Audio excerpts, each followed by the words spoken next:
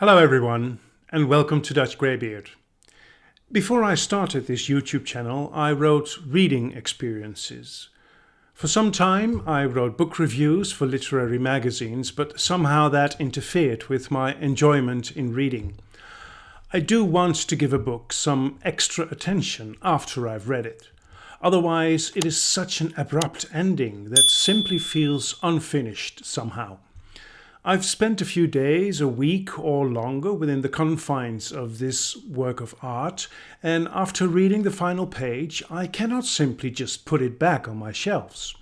So, writing a reading experience or making a video about a book helps me to delve just a little bit deeper into the composition, the story, the prose, and other writing choices.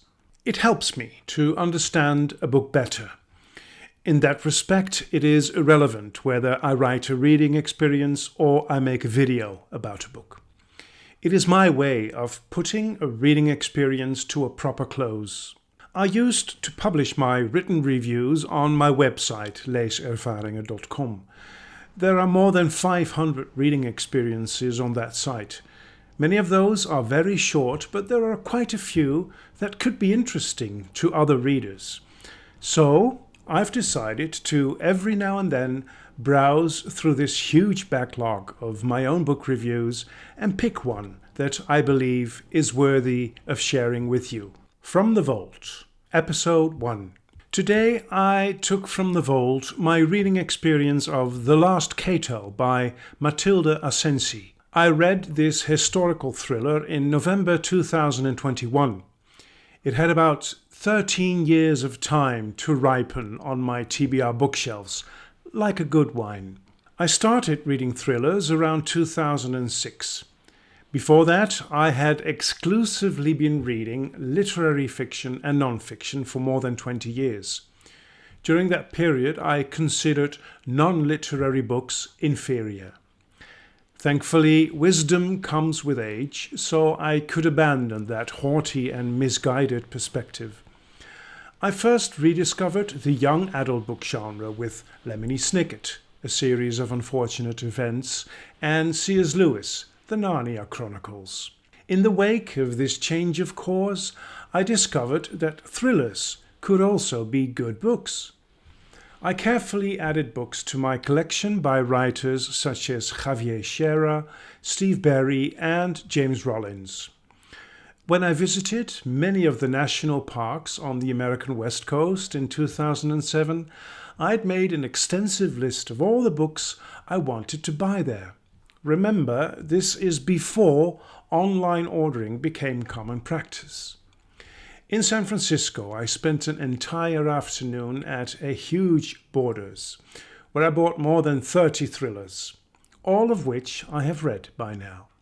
In the picture of me at the table, you can spot The Last Cato on the bottom of the pile of books on the right.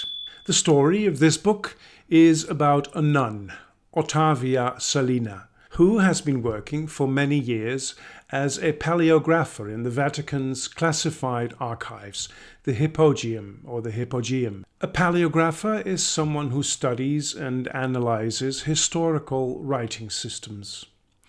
One day, Ottavia is called to the highest authorities within the Vatican.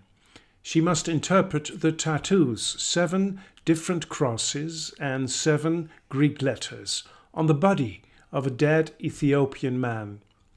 3 small pieces of wood were found near his body, probably fragments of the Holy Cross on which Jesus died. At that time, churches around the world are being robbed of the sparse wood splinters that are venerated as sacred relics.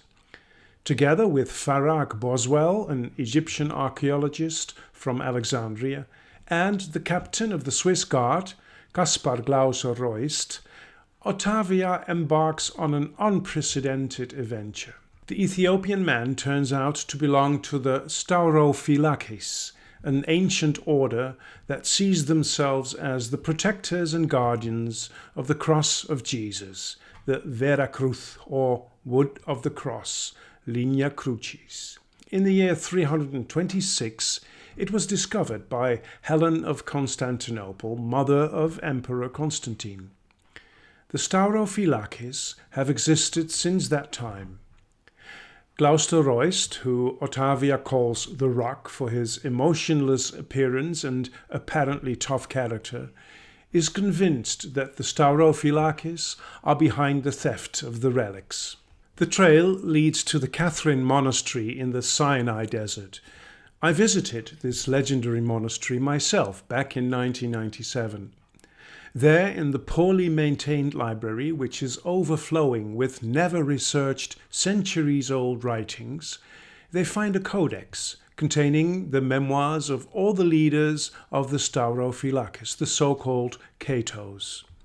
The first Cato was chosen in the year 341, and the codex ends with Cato number 77 in 1219. The only way to get close to this mysterious order is to undergo the initiations. Partly thanks to the Ethiopian man's tattoos, it becomes clear that there are 7 initiations that correspond to the 7 deadly sins: pride, greed, lust, envy, gluttony, wrath, and sloth. These are connected to the several cities: Rome, Ravenna, Athens, Jerusalem, Istanbul, Alexandria, and Antioch. They also discover that Dante has written a kind of manual for aspiring Staurophylaces within Purification Mountain, the second part of his Divine Comedy. With the help of his words, they can pass the tests. Given the importance of this mission, they will have a private jet and helicopters at their disposal. They're also received in each city by the most important dignitaries of the Roman Church.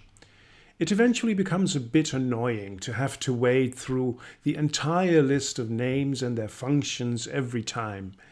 In Alexandria, the city of their penultimate initiation, Ottavia and Farag skip these ceremonies, as if the author also recognized the excess of this. Some initiations are life-threatening, others are extremely physically demanding. I won't do spoilers, so as far as the story goes, I will leave it at this. There are many revelations as our main characters go through these initiations trying to pass the tests. They also go through personal initiations. With each initiation, Ottavia asks herself more and more why she has been locking herself up in the underground archives and in a monastic order for years. This question leads to many realizations about her life and herself. There is much to say about a complex thriller like The Last Cato. While reading, I could not escape the thought that the entire mission is pointless because the true cross no longer exists at all. There is a character from a novel I admire very much, which says something very apt in this respect. I have seen more wood from the Holy Cross than 4 old oaks could yield. The novel from this quote is called Het Lied van de Houtduif. It's from 1989, and that would translate as The Song of the Wood Pigeon. I'm afraid it has not been translated into English. The Staurophylaces have no doubt about the authenticity of their cross. The subject is not actually discussed until Ottavia is sitting in the prayer room near the cross at the end of the book. She thinks rather matter-of-factly, "I knew it wasn't authentic. It wasn't the cross Jesus died on. In those days, crucifixion was a common punishment.